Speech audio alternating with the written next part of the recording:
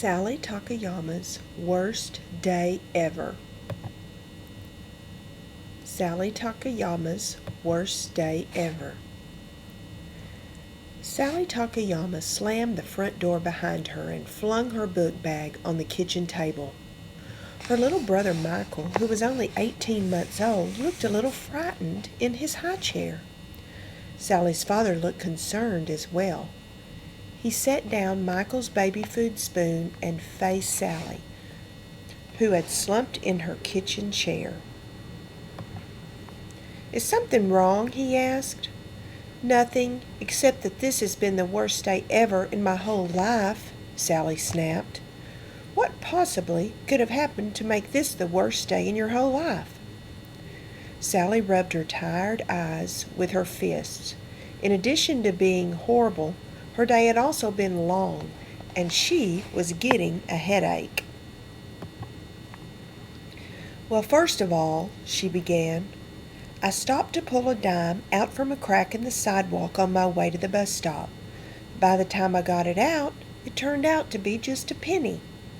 Then I was late for the bus, but as I ran to catch it, my shoestring broke and my shoe fell off. It was too late to run back and get it. I'm glad I found it again near the bus stop on my way home, but it looks like someone ran over it." Sally's father peered under the table, and sure enough, Sally's left shoe was black and grimy and bore the distinct shape of a tire tread. "Going to school with only one shoe was no fun," she continued. "Bobby Danforth was sitting right in the first bus seat, and he spotted my bare sock and started calling me Sock Shoe Sally. Then the whole bus started teasing me like that. When I got to school, I didn't want to get my sock dirty, so I didn't play at recess. I just sat on the steps, holding my bare foot up. But then in the cafeteria, Mary spilled her chocolate milk on the floor, and I stepped in it. Now my new yellow socks are all brown, and Bobby Danforth started calling me Chocolate Sock Sally. But the worst part was when the principal noticed that I didn't have a shoe. She asked me what happened, and when I told her about the dime, she laughed." "Oh, I don't think she was laughing at you, Sally. She probably just thought it was a funny story," Sally's father said sympathetically.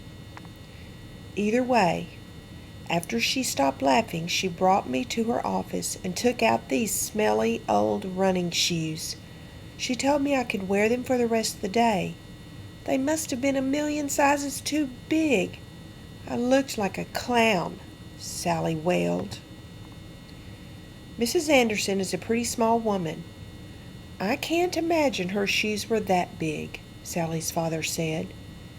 "It was very nice of her to loan you her shoes." "Well, when I went to gym class, they went clop, clop, clop on the gym floor every time I took a step. Well, one of them went clop, clop, clop, while the other went squish, squish, squish because of the chocolate milk in my sock. It made me miss the volleyball, and the whole team got mad at me." "They won't remember it tomorrow," Sally's father reassured her. "Then I had to give the principal her shoes back and ride the bus all the way home again. Bobby Danforth wouldn't quit. I think that's a pretty bad day, don't you?" Sally asked. "Well, sounds pretty bad to me. But you forgot about the one good thing that happened today," Sally's father said. "No good things happened today," Sally objected. "Oh, yes, one did," he said. "You certainly had fun telling me this story,"